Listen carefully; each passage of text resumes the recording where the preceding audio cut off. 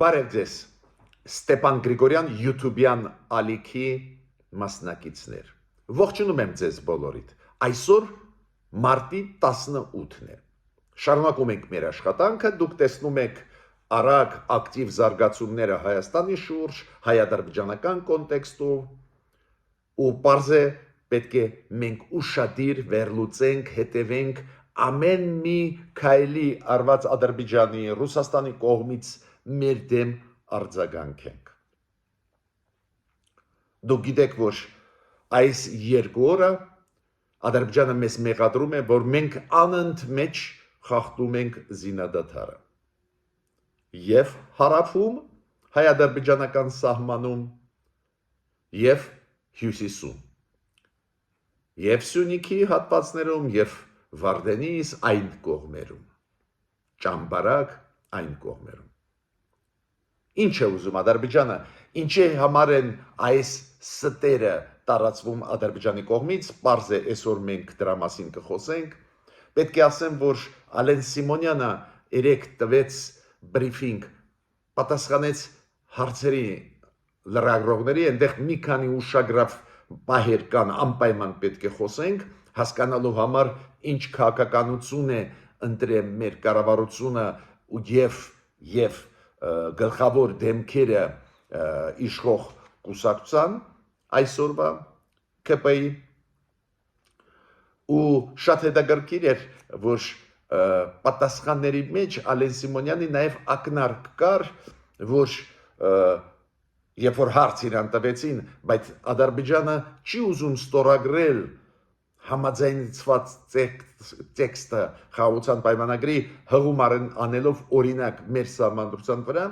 ինքը նույնիսկ ակնարկ արեց, որ մենք այդ հարցն էլ պատրաստ ենք քննարկել։ Կոպիտ ասած, շարունակում է մեր կառավարությունը, մեր իշխող ուժը այն քաղաքականությունը, որ բավարարենք պահանջները Ադրբեջանի, նոր նախապայմանները, փորձենք բավարարել, որ խաղաղություն հաստատվի, այդ քաղաքականությանը նույն պահին Բայրամովը պատասխանեց։ Բայրամովը ասեց, որ հարցը մենակ սահմանադրական փոփոխությունների մեջ չի, Հայաստանի սահմանադրությունը նկարտումներ ունի, բայց մենակ սահմանադրության մեջ չի հարցը։ Հայաստանը զինվում է, ռևանշի է ձգտում, պետք է դադար տա զինվել։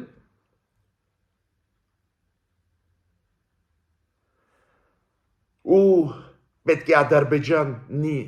Ադրբեջանից վերադառնան Հայաստան 300,000 մարդիկ, ում ինչ որ ժամանակ առաջ Հայաստանը հանեց իր տարածքից։ Ուրեմն Ադրբեջանը, Բայրամովը ասում է 300,000 ադրբեջանցիք հիմա ապրող Ադրբեջանում իրենք Հայաստանից են փախե, պետք է վերադառնան։ Տեսեք ինչ հետաքրքիր տենդենս է, մենք զգուշացել ենք մեր կառավարությունը, որ զիջումների գնալը կամ հաշվի առնելը Ադրբեջանի այդ պահանջները կբերի նոր նախապայմաններին։ Տեսեք, ուղիղ 2 օր առաջ Ադրբեջանը դնում էր 2 նախապայման։ Ասում էր, այո, տեքստը համաձայնեցված է, հայ-ադրբեջանական խաղաղության պայմանագիրը համաձայնեցված է ամբողջությամբ, բոլոր 17 կետերը, բայց սահմանադրությունը Հայաստանը պետք է փոխի եւ պետք է անպայման հրաժարվի ԵԱՀԿ-ի Մինսկի խմբից։ Չհասցրեցին մերոնք ասել, լավ կմտածենք այդ հարցերի շուրջ, Բայրամովը երեք շատ դիպուկ նույն պահին պատասխանեց։ Չէ, տղեկ, այդ երկուսի մասին չի խոսք, այդ երկու նախապայմանների, նաև պետք է 300,000 ադրբեջանցի վերադառնա Հայաստան, չգիտեմ որ ադրբեջանցիների մասին է խոսքը, ես ճիշտ ասած չգիտեմ, եւ դուք պետք է զինաթափվեք, չպետք է առնեք զենք, զինամթերք եւ այլն։ Ուրեմն ստեղ մենք մտածելու եւ մեր կառավարությունը եւ իշխող ուժը մտածելու բաներ ունենք։ Շատ սինխրոն է աշխատում Ռուսաստանը Ադրբեջանի հետ, դուք գիտեք հիմա Մատվիենկոն Վալենտինը Ռուսաստանի պարլամենտի վերին պալատի սենատի ղեկավարը գտնվում է Բաքվում, տեսակ ինչքան սինխրոն իրանք աշխատում են, հենց այս 2 օրը էլ ավելի լկտիացավ Ադրբեջանը, բացի դրանից ռուսական ԶԼՄ-ները աջակցում են տարածել Ադրբեջանի նաև նարատիվները մեր դեմ ուղված, որ իբր մենք զինվում ենք, դուք գիտեք, Russia Today-ը տարածեց ինֆորմացիա, որ զենքերը ամերիկյան բերվում են Հայաստան, աղավաղեց ճշմարտությունը, մինչդեռ դա դուք գիտեք, խաղաղապահ ուժերի հետ կապված ամեն տարվա զորավարժությունների մասին է խոսքը Միացյալ Նահանգների Հայաստան ու այդ զենքը բերվում է, հետո հետ է տարվում, բայց միտումնավոր տարածեցին այս ինֆորմացիա, որ ցույց տան, որ այո, ճիշտ է ասում Ադրբեջանը, Ռուսաստանն էլ հաստատում է, որ Հայաստանը զինվում է։ Այսօր կխոսենք պարզ է այն զարգացումների մասին, որոնք գնում են Միացյալ Նահանգները Ռուսաստան բանակցային process-ում։ Դուք գիտեք, այսօր կլինի հեռախոսա զրույց Տրամփ-Պուտին, ստեղել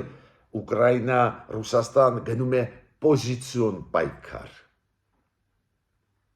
Ստեղ կա ասելիք։ Հայաստան գալիս է Գերմանիայի նախագահ, շատ կարևոր ինֆորմացիան, դրական ինֆորմացիա է։ Մեր սփյուռքայության օջախները շատ լավ պայքարում են Դանիայում, Շվեյցարիում, Միացյալ Նահանգներում, Կանադայում, Ավստրալիայում, Ֆրանսիայում, այլ տեղերում, դրա մասին այսօր կխոսենք։ Դուք գիտեք, որ այս խաղաղության պայմանագիրը, որը կարծես թե համաձայնեցված է, ողջունում է հիմա գրեթե ամբողջ աշխարհը, ինչու համար է այդ process-ը, ինչու համար է հենց մեզ պետք է process-ը, դրա մասին կխոսենք։ Ուրեմն, սկսում եմ մեր այսօրվա քննարկումը, անչափ կարևոր քննարկումը, զարգացումները առակ են գնում, եկեք հետևենք ուշադիր, խնդրում եմ բաժանորդագրվել, կիսվել, լայքել, նաև աջակցել մեր YouTube-յան ալիքին, որ մենք կարողանանք էֆեկտիվ շարունակել աշխատել։ Նայեք, Ադրբեջանի պաշտպանության նախարարությունը եւ 16-ին եւ մարտի 17-ին հայտարարություններով հանդես եկավ։ 10 ամսի 16-ին 3 անգամ իրանք հայտարարությունով հանդես եկավ Ադրբեջանի պաշտպանության նախարարությունը, որ իբր մենք զինադադարը խախտել ենք հայ-ադրբեջանական սահմաններում Ադրբեջանի հետ։ Նախիջևանի մասին չի խոսքը, այն կողմի Ադրբեջանի հետ։ Խախտել ենք զինադադարը։ 1, 2, 3 անգամ այս հայտարարությունները այցեն։ Մերոնք 3 անգամ հերքել են։ Ավելի ուշ ամսի 17-ին առավոտ շուտ Եվրոդիտորդական առաքելությունը, Եվրոմիության դիտորդական առաքելությունը հայտարարություն արեց, որ հայկական կողմից ոչ մի անսովոր տեղաշարժ չկա։ Կոպիտ ասած հայերը ոչ կրակում են, ոչ զորք, զինամթերք, ոչ մի տեղաշարժ չի երևում։ Ուրեմն հայերը մեղավոր չեն, խաբում է Ադրբեջանը, բայց Ադրբեջանը շարունակում է։ Երեք Ադրբեջանը ամբողջ օրվա ընթացքում 2-3 անգամ հայտարարություններ արել է, բայց ոչ թե ասել է, ասենք ժամը, ասենք 4-ին ցերեկով Հայաստանը զինադադարը խախտել է, այլ ժամանակահատվածներ է տալիս։ Օրինակ, իրանք ասում են, մարտի 17-ին ուշ գիշերը կամ առավոտ շուտ ժամը 1:30 մինչև ցերեկը 1-ը մենք իբր զինադադար խախտել ենք։ Հետո հայտարարեցին, որ ամսի 17-ին 5:30-ից մինչև գրեթե 10-ը երեկոյան մենք նորից զինադադար խախտել ենք։ Հետո հայտարարեցին 10-ից հետո էլ մինչև 18 մարտի այսօր գիշերը մոտավորապես մեկի կողմերը մենք նորից կրակել ենք։ Անհետեցություն։ Այդ ինչա մենք անընդհատ կրակում են, այդ ինչ անհետետ հայտարարություններ են։ Մերոնք պարզ է անընդհատ հերքում են այդ ստերը, բայց մենք պետք է հասկանանք, այս ինչ process է։ Կա տեղաշարժ զորքերի Ադրբեջանի միաժամանակ այս հայտարարությունների հետ։ Ու եթե նախկինում իրանք ասում էին մենք հարավ արևելյան մասում կրակում ենք, Կոպիտ ասած Սյունիքի հատվածներից կրակում ենք Ադրբեջանի վրա, երեկվա հայտարարությունները նաև կապված էին մեր սահմանների ավելի հյուսիսային մասերի Ադրբեջանի հետ։ Օրինակ, իրանք ասում են Վարդենիսից կրակում են, Ճամբարակից կրակում են։ Ու պետք է հասկանանք, այդ ինչ է։ Այդ ինչի հետ է կապված։ Միայն դա պրոպագանդիստական քայլ է ցույց տալ, որ կառուցողական Հայաստանը չի,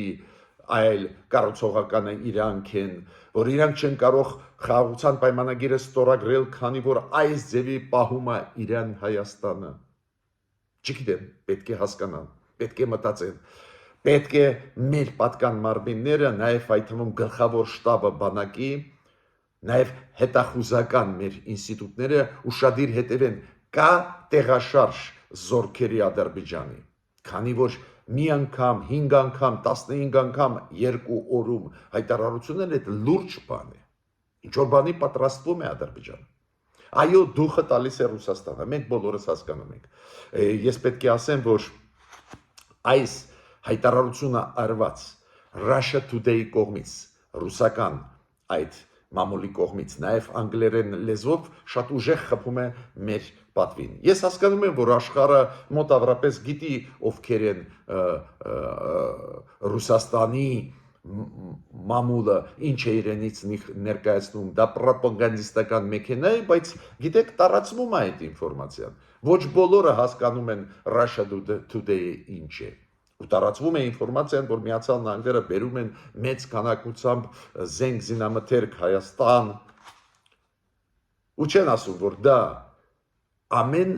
տարի անցկացվող ամերիկա-հայկական խաղաղապահների հետ կապված զորաբարժություններ են,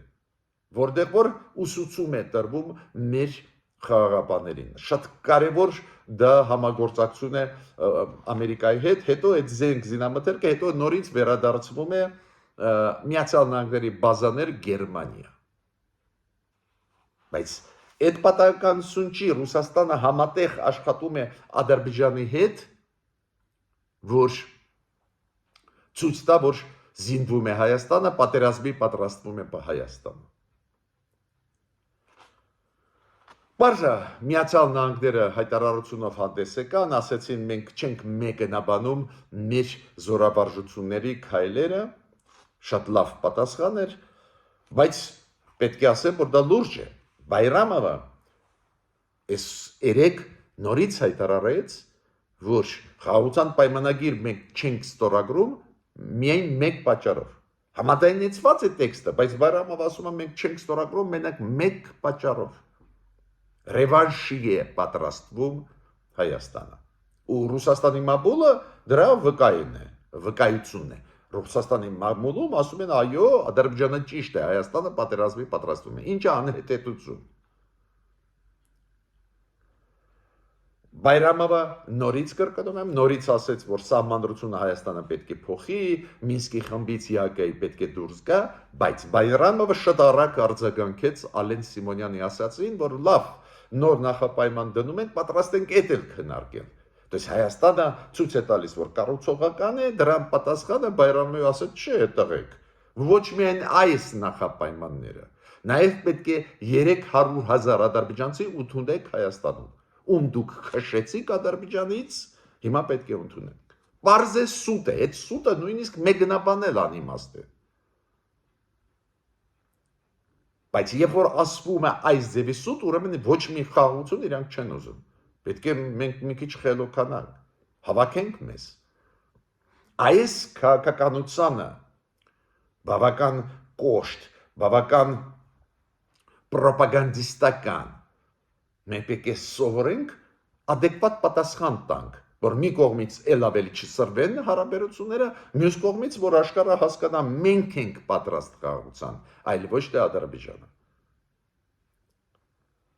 Ինքը նաև ասեց, որ Հայաստանի բանակը զինվում է, պետք է հարցը լուծվի։ Ոնց պետք է լուծվի։ Պարզ է, ադրբեջանցիք ասում են, ոնց ռուսները ուկրաինացիներին ասում են, պետք է բանակը կրճատես, զենք զինամթերքը ինձ հանձնես։ Ես պետք է ասեմ, ու դրա մասին երկար այսօր չեմ խոսալու, մենք շատ ուշադիր երկար կխոսենք Դոնալդ Տրամփ-Պուտին հեռախոսազրույցից անմիջապես հետո, քանի որ այսօր է լինելու հեռախոսազրույցը Դոնալդ Տրամփ-Պուտին, բայց շատ հետաքրքիր պայքար է գնում միջև այդ հեռախոսազրույցը։ Նու առաջինը Կրեմլին հարցրեցին Պեսկովին, պրեսկարտուարին Պուտինին, ինչ է քննարկվելու, բարձը ինքը ծրողական պատասխան տվեց, ինքը ասեց միջև բանակցային process-ը սխալ է, ինչ որ փակագծեր բացել, թող բանակցեն հեռախոսազրույց ունենան Տրամփը Պուտինի հետ կխոսենք։ Միաժամանակ Ռուսաստանի պաշտոնյաները տարբեր մակարդակի, նաև արտգործնախարարության մակարդակի, փոխարտգործնախարարների մակարդակի Ռուսաստանի հայտարարում են, որ մեզ պետք են երկաթ բետոնե երաշխիքներ։ Երկաթ բետոնե երաշխիքներ։ Ինչ է դա նշանակում։ Հա, իրանք ասում են ՆԱՏՕ-ն եւ Միացյալ Նահանգները պետք է մեզ երաշխիքներ տան, որ Ուկրաինան ՆԱՏՕ չմտնի, Ուկրաինան բանակ չունենա։ Եվ այլ։ Տեսակ ոնց են ամեն կետի համար պայքարում պետությունները։ Կայակալասը արձագանքեց այս բարին երկաթ բետոնե երաշխիքներ, որ պետք են Ռուսաստանին, ինքը ասում է այս նախադասություններից ու դրանից հետո որ Ռուսաստանը ասում է ՆԱՏՕ-ն պետք է մերժի Ուկրաինային, կյանքում չընդունի Ուկրաինան, Ուկրաինայի տարածքում չպետք է տեղակայվեն ՆԱՏՕ-ի զորքերը, այդ իրան ֆունկցիան չի, Ուկրաինան սուվերեն պետություն է, Ուկրաինան եթե որոշի ՆԱՏՕ-ի զորքերը բերել, Ուկրաինան ոչ ոք իրավունք չունի դեմ լինել, քանի որ այդ սուվերեն իրավունքն է Ուկրաինային։ Բացի դրանից Ռուսաստանը պահանջում է, որ այդ 4 շրջանները ամբողջությամբ վերահսկի, Ուկրաինան զորքերը դուրս բերի ամբողջությամբ այդ 4 շրջաններից, որոնց զգալի մասը գրավեց Ռուսաստանում։ Ու Կայա Կալասը, Եվրոմիության արտգործնախարարը, ասեց այդ նախապայմանները Ռուսաստանի ցույց են տալիս, որ ոչ մի խաղաղություն Ռուսաստանը չի ուզում։ Ռուսաստանը ուզում է կապիտուլյացիայի ենթարկել Ուկրաինան։ Ու նայեք ինչ զուգահեռներ կան Ադրբեջանի հետ։ Ռուսաստանը Ադրբեջանի հետ միասին համաձայնեցվելով աշխատում են նաև մեր դեմ ուղղված։ Ինչ Ռուսաստանը ասում է Ուկրաինայի, նույնը Ադրբեջանը մեզ է ասում։ Իսկ զենք զինամթերք իրավունք չունենք առնելու։ Ոնց Ուկրաինան ասում է ՆԱՏՕ-ի զորքերը կամ Եվրոպայի զորքերը տարբեր երկրների չեն կարող մտնել Ուկրաինա, նաև նկատի ունեն խաղաղապաներին, նույնը ասում է Ադրբեջանը։ Դուք մեր սահմանների մոտ չպետք է պահեք երրորդ երկրների ուժային կառույցները, ասենք դիտորդներին կամ խաղաղապաներին։ Նույն ձեռագիրն է, նույն մոտեցումներ են, բռնապետերի քաղաքականությունը շատ մոտ են, բայց պետք է մենք հասկանանք ինչ է կատարվում։ Պարզա ամերիկացիք ինչ ասեցին Մարկո Ռուբիոն, ինքը ասեց պլան A դա դադարեցնել կրակել, պլան B-ն դա նստեցնել Ռուսաստանը Ուկրաինայի եւ Ուկրաինան բանակցային սեղանի շուրջ։ Սկզբից դադար տալ պատերազմի, հետո նստացնել։ Ուկրաինացիք պարզ է ու եվրոպացիք պատրաստվում են։ Այս հեռախոսազրույցից հետո Տրամփ Պուտին իրենց գեծը ավելի հստակ տանել։ Դուք գիտեք 4-5 երկրներ՝ Ֆրանսիա, Թուրքիա, Մեծ Բրիտանիա, Կանադան, Ավստրալիան, իրանք պայմանավորվեցին 4-5 այս երկրներ իմ թվարկած պայմանավորվեցին, որ խաղաղապաներ կուղարկեն Ուկրաինա, եթե զինադադար հաստատվի, ու չեն հարցնել Ռուսաստանի կարծիքը։ Ու իրանք տեղյակ պահում են Տրամփին։ Տրամփը կարծես թե դեմ չի։ Ռուսաստանը խաղում է, Ռուսաստանը ասում է, չէ, եթե անզեն լինեն, մենք կթողնենք, եթե զինված լինեն, մենք դեմ ենք։ Բայց 30 պետություններ պատրաստ են այդ խաղապահ կոնտինգենտին աջակցել։ Ուրեմն կոալիցիան մոտավորապես 30 երկրներից է, այդ 30 երկրներից 5-6 երկրները պատրաստ են իրենց խաղապահներ ուղարկել։ Տեսեք ոնց է պատրաստում Ուկրաինան իր դաշնակիցների միջոցով այդ երաշխիքները ստանալ։ Քանի որ ոչ ոք չի հավատում, որ Ռուսաստանը զինադադարից հետո հանգստանալուց հետո մի հատ էլ չհարձակվի Ուկրաինան։ Մենք ասում ենք, չէ, խաղաղության պայմանագիրը հերիք է, դա երաշխիք կլինի։ Ես համոզված չեմ, որ այս կեցվածքը այսօրվա Ադրբեջանի ցույց է տալիս, որ դա հերիք է։ Ադրբեջանը ցանկացած պահին կխախտի խաղաղության պայմանագիրը նույնիսկ եթե ստորագրի։ Ուրեմն մենք էլ պետք է մտածենք երաշխիքների մասին, մի քիչ ավելի ուշ կասեմ, այո, կառավարությունը մտածում է ու կասեմ, որ երաշխիքների մեխանիզմը ուզում է օգտագործել մեր կառավարությունը։ Բավարար է դա թե ոչ, այդ ուրիշ բան է, ես իմ կարծիքը կասեմ, մի քիչ ավելի ուշ։ Նո պարզ է, Ուկրաինան պաշտոնական մակարդակով հայտարարություններ է անում, տարբեր մակարդակներով, նաև արտգործնախարարի մակարդակով Ուկրաինան, որ այո, երաշխիքներ մեզ պետք են, խաղապաններ պետք են, դա կարող է լինի տարբեր երկրների, եվրոպական այլ երկրների խաղապաներ, բայց ՄԱԿ-ի կամ ԵԱՀԿ-ի մանդատով եւ այլ, Ուկրաինան էլ ուղարկում է իր կարմիր գծերը, օրինակ Ուկրաինան ասում է, եթե զինադադարը այսօրվա պայմաններում պետք է լինի զինադադար, այլ ոչ թե մենք ինչ որ տեղերից պետք է զորքը դուրս բերենք։ Պայքար է գնում ամեն մի հարցի հետ կապված, ու մենք էլ պետք է սովորենք, այլ ոչ թե այդպես հեշտ համաձայնվենք զիջումների, հեշտ համաձայնենք հետ կանգնել ինչ-որ հարցերում հույս ունենալով, որ կփափկի Ադրբեջանի դիրքորոշումը, չի փափկի, բոլոր բռնապետությունները նույնացիպ են աշխատում, տեսակ ես այդ զուգահեռները ինչի եմ անցկացնում, որ դուք հասկանաք, Պուտին, Ալիև բռնապետեր են, իրանց մեթոդիկան բանակցել, քայլեր անել նույնացիպ է։ Չեն ուզում սրանք խաղաղություն։ Ուրեմն եթե դու ուզում ես հասնել խաղաղության, սկզբունքային մոտեցումը ավելի ճիշտ է։ Ներգրավել քո դաշնակիցներին process-ի մեջ ավելի ճիշտ է։ Բանակը խելքի բերել ավելի ճիշտ ճանապարհ է։ Եվ բանակցել եւ այդ քայլերը բոլորը զուգահեռ անել։ Հիմա Հայաստանի հետ կապված հարցեր, Հայաստանի հետ անցուդարձի հետ կապված, Հայաստանի շուրջ հարցերի մասին շարունակում ենք խոսել, ուրեմն Գերմանիայի նախագահան,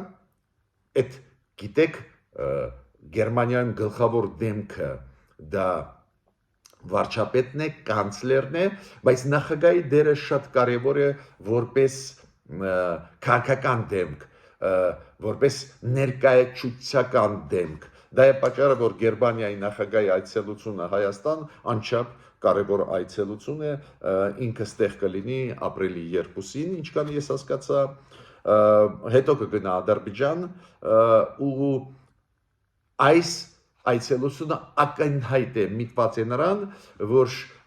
ինքը նաև Ադրբեջանում կփորձի համոզել, որ ստորագրվի խաղաղության պայմանագիրը Ադրբեջանի կողմից։ Կարևոր այցելություն է, ողջունում եմ, իդեպ ասեմ ձեզ հիշեցնեմ, որ Բերբոկ արտգործնախարար Ադրբեջանը ասեց Հայաստանը գնաց հերթական միակողմանի զիջումների, Ադրբեջանը պարտավոր է ստորագրել խաղաղության պայմանագիրը։ Տեսակ, հասկանում են իրանք, որ այն երկու կետերը, որոնք չէին համաձայնեցնում կողմերը, ու հետո Հայաստանը համաձայնեցրեց, դա Ադրբեջանի տարբերակով է համաձայնեցվել։ Ու ինչա կանգնեց Ադրբեջանը։ Միգուցե նույնիսկ պետք էր դա անել, ես հիմա չեմ ուզում ասել, ես իմ կարծիքը ասում եմ, որ այդ երկու կետերից հրաժարվելը դա սխալ է, բայց լավ, կառավարությունը գնաց այդ քայլի, մեզ ասում է, չէ, մի կան հանգստանա, այդքան վտանգավոր չի, ու ինչ Ադրբեջանը ստորագրեց, ոչ։ Ես պետք է ասեմ, որ այն կազմակերպությունը, որը հրավիրեց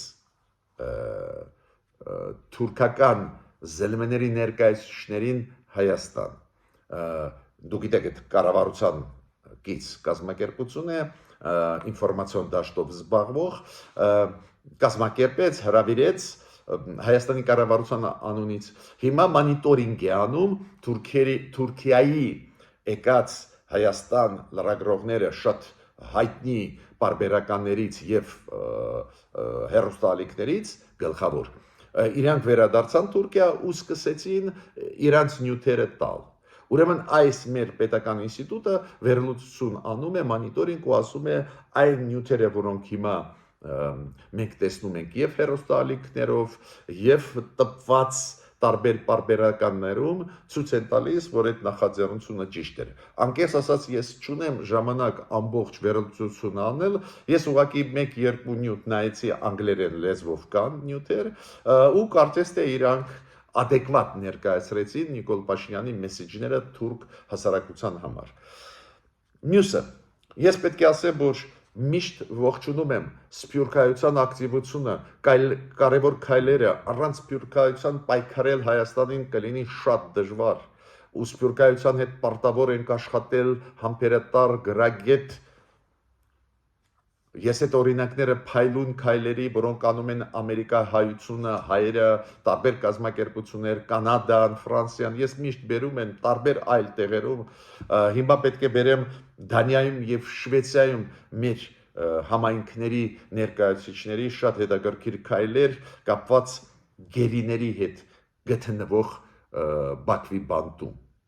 իրանց դեմ ուղված խոշտանգումները, իրանց դեմ ուղված հոգեբանական ճնշումը,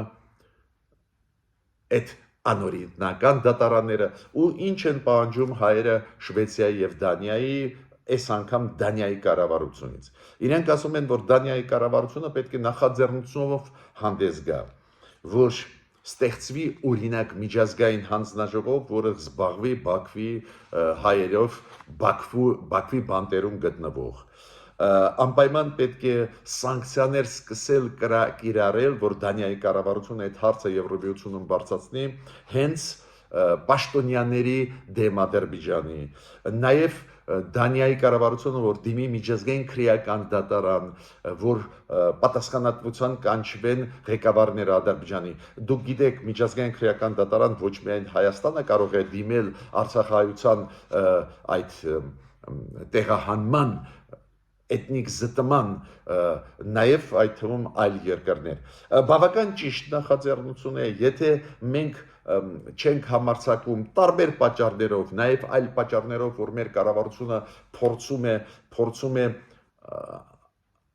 հանգստացնել Ադրբեջանին, փորձում է կառուցողական ճանապարհ տանել, եթե դու պայքարում ես բոլոր տեղերում Ադրբեջանի դեմ, բարձր Ադրբեջանը չի ստորագրի խաղաղության պայմանագիր, մենք պետք է աշխատենք, չպետք է սպասենք մեր կառավարությունից քայլեր, մենք պետք է աշխատենք։ Մարիամ Լեքսմանը, դուք գիտեք, այդ զեկուցողն է Հայաստանի հարցերով Եվրոպարլամենտի, ինքը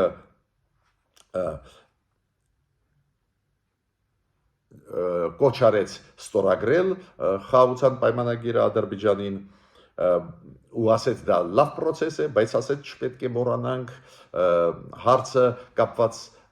հայ գերիների գտնվող ադրբեջանական բանտերում, որոնք փաստորեն ֆիկտիվ դատարանի կողմից ֆեյք դատական process-ում են գտնվում ու ինքը ասեց, որ Եվրոպարլամենտի բանաձևի, որի մասին մենք շատ ենք խոսացել, հիշում եք, ես դες 2 օր առաջ ներկայացրեցի փայլուն Եվրոպարլամենտի բանաձև, հենց Մարիամ Լեքսմանն, որը Եվրոպարլամենտի անդամ է, հիշեցրեց, որ այդ բանաձևը պահանջում է, որ բոլոր հայերը ազատ արձակվեն։ Այն process-ը,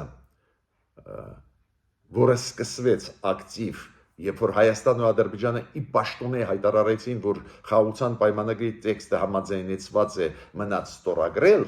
ու Ադրբեջանը ասեց, բայց մենք կստորագրենք, մինչև Հայաստանը չփոխի իր սահմանադրությունը ու նախապայմանները դրեց։ Այս process-ը, որ կողմերը ասեցին, որ համաձայնեցված է տեքստը, հիշում եք լիքը պետություններ, առաջի հերթին դեմոկրատական պետություններ, եվրոպական պետություններ, նաև հզոր Միացյալ Նահանգները, Կանադան, շատ ու շատ պետություններ ողջունեցին, հիմա հետաքրքիր փուլ է գնում, հիմա ողջունում են այս խաղաղության պայմանագրի տեքստի համաձայնեցումը արաբական աշխարհի պետություններ, Բահրեյնը, Իրաքը, շատ ուշագրավ էր, որ արաբական պետությունների լիգան ողջունեց ու կոչ արեց ինչքան կարելի է շուրջ ստորագրվի այդ փաստաթուղթը, շատ հետաքրքիր էր ինձ համար, որ իսլամական համագործակցության կազմակերպությունը նաև ողջունեց, իրանց գլխավոր քարտուղարը ողջունեց, իսլամական, դուք գիտեք, այդ կազմակերպությունը իսլամական համագործակցության կազմակերպությունը հաճախ հանդես էր գալիս հակահայկական հայտարարություններով, հիմա այս process-ը իրանք ողջունում են, Պարզամես ողջունեցին նաև Կիպրոսը, նաև Հունաստանը, նաև Շվեդիան, դեմոկրատական երկրները, պետք է ասեմ, որ ԵՀԿ-ի գլխավոր քարտուղարը, ԵՀԿ-ի գլխավոր նախագահող երկիրը այսօր Ֆինլանդիան է ողջունեց այս process-ը, որ բանակցային process-ը համաձայնման տեքստի ավարտվեց ու կոչ են անում ի վերջո ստորագրել այդ փաստաթուղթը, ուզում եմ ասել այդ process-ը շարունակում են, բայց ուզում եմ ասել ինչու համար է դա մեր կառավարության պետք, որ դուք հասկանաք, քանի որ ակնհայտ երևում է, որ Հայաստանը կառավարությունը այս հարցը բոլորի առջև բարձրացնում է, որ ողջունեք դա, ակնհայտ է ինձ համար, քանի որ ողջունի խոսքերը այդ փաստաթղթի, որը նույնիսկ ստորագրված չի, մենք լսում ենք հիմա գրեթե ամբողջ աշխարհից, երեք իմացա, որ Չիլին նաև ողջունեց, կասկած ես չունեմ, որ մոտ ժամանակներս էլի լատինամերիկյան պետություններ կողջունեն, հիշում եք, ողջունեցին Արգենտինան, Բրազիլիան, էլի կողջունեն երկրներ, բայց ինչու մեր կառավարությունը իմ կարծիքով ջանքեր է թափում, որ ողջունեն։ Մերոնք դրա մեջ են տեսնում երաշխիքներ, քանի որ շատ դժվար կլինի Ադրբեջանին հարձակվել մեր վրա, եթե համաձայնեցված է Ադրբեջանի հետ խաղաղության պայմանագրի տեքստը, որը ողջունեցին ոչ միայն Եվրոպան, Ամերիկան, Կանադան, դեմոկրատական երկրներն, նաև արաբական աշխարհը, նաև իսլամական փաստորեն աշխարհը, քանի որ իսլամական համագործակցության կազմակերպությունը նախկինում դա իսլամական կոնֆերանս կազմակերպություն էր կոչվում, հետո անունը փոխվեց, դա իր մեջ ներգրավում է 55 թե 56 իսլամական պետություններ, որոնք իսլամը գլխավոր կրոնն է, այս պետությունները, եթե իրանք էլ ողջունում են, նու ինչ տրամաբանությունով Ադրբեջանը մեզ վրա կհարձակվի, այդպես է մտածում մեր կառավարությունը։ Նու ես չգիտեմ, Ադրբեջանին կարելի է հավատալ, որ դա կլինի զսպիչ մեխանիզմ Ադրբեջանի համար։ Օրինակ Ուկրաինան ոնց է պայքարում։ Ուկրաինան ասում է անպայման երաշխիքներ պետք է լինեն։ Մենք զինադադարի պատրաստ ենք գնալ, բայց երաշխիքներ պետք է լինեն։ Իդեմս օրինակ եվրոպական երկրների խաղաղապաների, իդեմս Ավստրալիայի խաղաղապաների եւ այլ։ Իրանք դրա համար պայքարում են։ Մերոնք ասում են, չէ, մեզ պետք չի, եթե խաղաղության պայմանագիրը ստորագրվի, մենք համոզված ենք, որ դա հերիք է, մերոնք ասում են, ես համոզված չեմ, որ հերիք է, բայց մերոնք այս ձևով կոչանելով աշխարհին որ ողջունի այդ process-ը, ուզում եմ այս ձևերով ապահովել այս երաշխիքների մեխանիզմը։ Հիմա ես ուզում եմ մի քանի կարևոր ասածից, մտքերից Ալեն Սիմոնյանի ձեզ ասեմ։ Նու, երբ որ Ալեն Սիմոնյանին հարցրեցին այդ Մայքլ Ուոլցը, որը ասեց, որ անպայման Ադրբեջանի պաշտոնյաների հետ խոսալիս Խիթմետ Գաջիևի հետ, երեք ես ասեցի ձեզ, Մայք Ուոլցը, ինչ ասեց Մայքլ Ուոլցը, ինքը ինչ ասեց, ինքը ասեց, որ անպայման պետք է գերիները պատանդ վերցրած հայերը ազատվեն Բաքվի բանտերից։ Ու հարցրեցին Ալեն Սիմոնյանին, դա հայտարարություն է, թե քայլեր կհետևեն, Ալեն Սիմոնյանն ասեց, դե այդ հայտարարությունը արեց Միացյալ Նահանգները, իրանք պետք է հետևեն, որ իրականացվի այս ցանկությունը Ամերիկայի։ Մյուսը Ալեն Սիմոնյանը նաև խոսեց նրա մասին, նորից այդ հարցերը բարձրացնում են, նոյեմբերի 9-ի փաստաթուղթ, այդ մեր պրոռուսական լրագրողները, որ այդ փաստաթուղթը էսա, էնա, ու ստեղ նյուանսների մեջ չմտնելով ողջունում եմ, որ Ալեն Սիմոնյանը ասեց, որ այդ փաստաթուղթում 9 կետը, առաջի 8 կետը չեն կատարվի, հայեր չկան Լեռնային Ղարաբաղում, Լաչինի միջանցքը չի աշխատում, փակ է, ու հիմա մեզանից պահանջում են 9-րդ կետի կատարումը, որը չի նախատեսում, որ ճանապարհները Հայաստանից պետք է խլվեն ու մենք սուվերենությունը կորցնենք, այս մտքի հետ միանշանակ։ Հիմա Ալեն Սիմոնյանը նաև ասաց, որ Ադրբեջանը եթե ուզենա հարձակվել, կհարձակվի նույնիսկ եվրոդիտորդների օրոք։ Ես այս թեզի հետ կվիճեմ։ Ինչու։ Հենց այս երկու տարվա մեջ, որ ոչ մի լուրջ Ադրբեջանի կողմից քայլեր չեն եղել, հենց եվրոդիտորդների շնորհքն է։ Դա զսպիչ մեխանիզմ է Ադրբեջանի համար։ Պարզ է եվրոդիտորդները ամբողջ փաթեթը անվտանգության Հայաստանի չեն կարող լուծել ու այդ մանդատն էլ չունեն։ Բայց որ զսպիչ մեխանիզմն է շատ կարևոր։ Ուստեղ պետք է ասեմ, որ իրոք պետք է անընդհատ ուղարկենք մեսիջներ, որ եվրոդիտորդները անչափ կարևոր են Հայաստանի համար, որ մարդիկ հասկանան, որ մենք գնահատում ենք դա։ Ես պետք է ասեմ, որ ուղղակի զայրացած է, երբ որ կարդացի մեկ մեր падգամավորներից ընդդիմադիր պրոռուսական, որը ասեց եվրոդիտորդները այ ասում են կան ու մենք զոհեր չենք ունեցել, ոնց ներքին հանդում մենք 4 զոհ ունեցանք։ Ու ես ուզում եմ այդ падգամավորին ասել, ինչի եք խափում ժողովրդին։ Եվրոդիտորդներին չէին թողնում այդ պային, անցած տարի փետրվարին ռուսները չէին թողնում, այնտեղ ռուս սահմանապահներ էին ու ռուս սահմանապահների օրոք սպանեցին մեր 4 զինվորներին։ Երբ որ կառավարությունը որոշում ընդունեց այնտեղից էլ ռուս զինվորներին հանեց, դրանից հետո այո, այնտեղ ոչ ոք չի կրակում։ Այսա, որ մենք սարսափելի վատ վիճակում ենք, այս ձևի ընդդիմություն ունենք, որը ստում է ժողովրդին։ Եվրոդիտորդների օրոք 2 տարվա մեջ ոչ մի զոհ մենք չենք ունեցել սահմաններում Ադրբեջանի կռակոցներից։ Այդ 4 զոհը, որը եղել են 1 տարի առաջ, կապված են նրա հետ, որ այդ մի հատվածում կանգնած էին ռուս սահմանապահները ու չէին թողնում, որ եվրոդիտորդները այնտեղ մտնեն։